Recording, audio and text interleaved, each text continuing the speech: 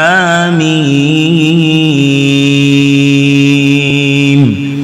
تنزيل الكتاب من الله العزيز العليم غافر الذنب وقابل التوب شديد العقاب ذي الطول لا إله إلا هو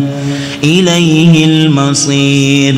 ما يجادل في آيات الله إلا الذين كفروا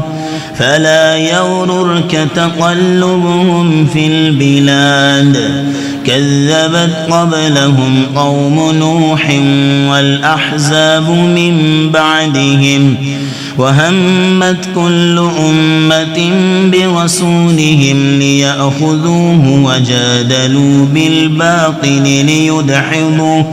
ليدحضوا به الحق فأخذتهم فكيف كان عقاب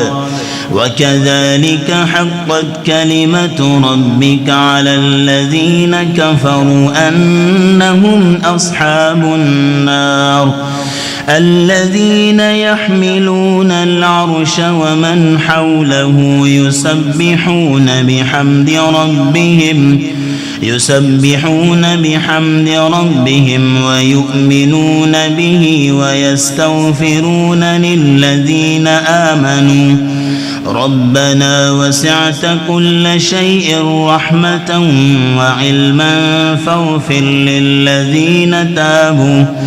فاغفر للذين تابوا واتبعوا سبيلك وقهم عذاب الجحيم ربنا وأدخلهم جنات عدن التي وعدتهم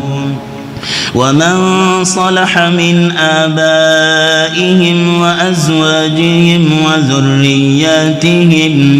إنك أنت العزيز الحكيم وقهم السيئات ومن تق السيئات يومئذ فقد رحمته وذلك هو الفوز العظيم